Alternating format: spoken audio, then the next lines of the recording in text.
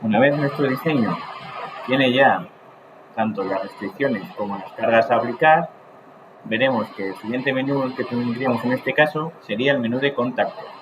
Hemos visto también cómo se utilizaba esto a la hora de crear uniones en ensamblajes, ¿vale? Y esto nos ayudaría en el caso de estar simulando piezas complejas, elementos complejos con más de una pieza, para que el sistema tenga en cuenta si dos piezas se están tocando o no. Podemos hacer que los contactos sean automáticos y los reconozca, o asegurar unos contactos de forma manual para simplificar las labores de procesado de Fusion 360. ¿Vale? En el siguiente menú, el menú display, simplemente podemos ver, en este caso, pues cómo vamos a representar nuestra pieza en el menú de simulación. ¿Vale? Veremos que por defecto estamos en Model View, pero podríamos activar la opción de malla, ¿vale? O cuando veamos ya la simulación completa, pues veremos también si se pueden utilizar estos otros menús y para qué se pueden utilizar. ¿Vale? De ahí pasamos al siguiente menú, el Manage, para simplemente, si tuviéramos que realizar alguna selección de cómo vamos a hacer la malla para simular por elementos finitos nuestras cargas. En este caso vemos que tenemos varias opciones. Voy a meterme en la primera, en Settings. ¿Vale? Simplemente, pues bueno, el primer menú en general tiene simplemente pues el nombre, que por defecto pone pues Static 1, Static Stress, ¿vale? Y bueno, veríamos que podemos ir al menú malla, y este menú sí que puede ser importante, pues porque nos va a permitir definir cómo se va a crear nuestra malla. ¿Vale? Vemos que por defecto, bueno, Fusion 360 va a hacer un tipo de malla en función de el tamaño de nuestro modelo.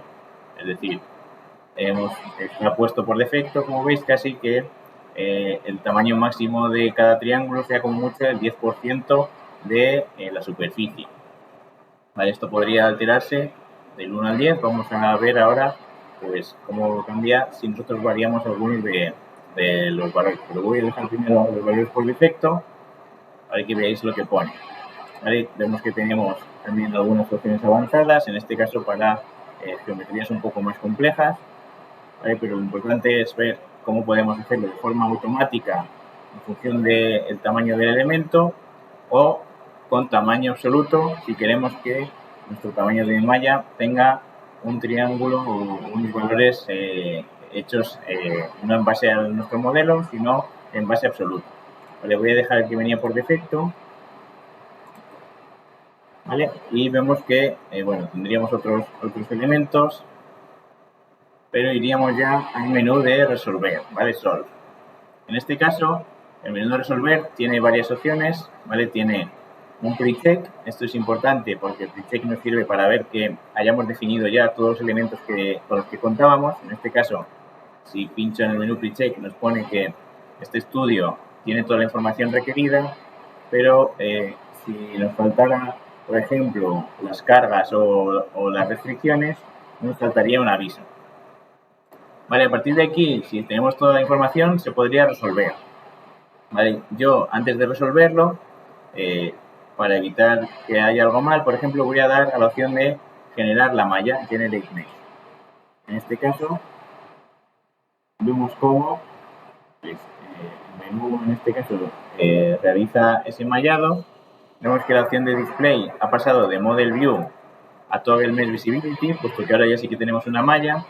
Y además vemos que la malla estará aquí creada. ¿Vale? Si, por ejemplo, la triangulación, en este caso, nos parece que tiene un tamaño excesivo, para poder hacer bien la simulación, podríamos editarla, o bien dándole al lapicerito que pone Edit, o bien volviendo al menú Manage, volviendo a Settings, ¿vale? Podríamos ir a la malla. En este caso, pues voy a decir, por ejemplo, que el tamaño medio de los elementos pues esté más cerca del 1%, por ejemplo, aquí. Ya sea pues un 3, un 4%.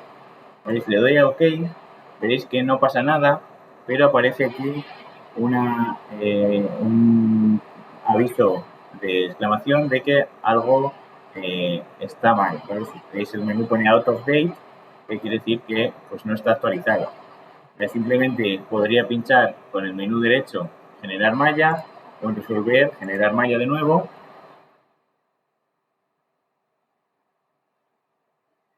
¿Vale? Y vemos cómo ahora el tamaño de nuestra malla es mucho más pequeño, con lo cual puede que sea bastante más preciso a la hora de nuestros cálculos. ¿Vale? Por último, podría también querer editar la malla y ponerle pues un tamaño absoluto de elementos. En este caso, puedo bajarlo a 1 milímetro. ¿Vale? Le daría OK. En este caso vuelve a aparecer el menú de aviso. Simplemente doy clic derecho y generar malla.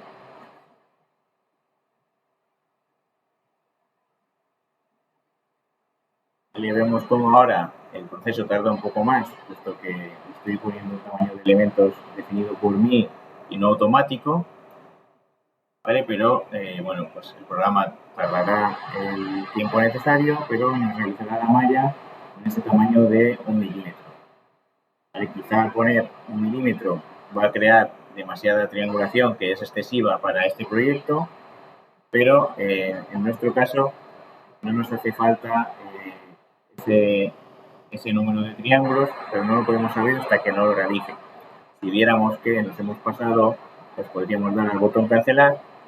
Yo simplemente voy a dejar que lo resuelva para poder enseñaroslo, aunque luego vuelva a su valor original.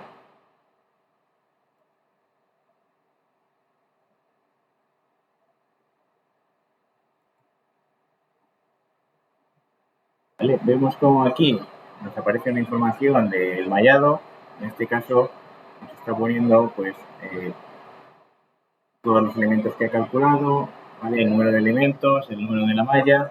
Vemos que está llegando al 100% y vemos cómo al poner 1 milímetro pues ha creado pues, una cantidad de elementos de triangulación excesiva para el modelo que vamos a recalcular.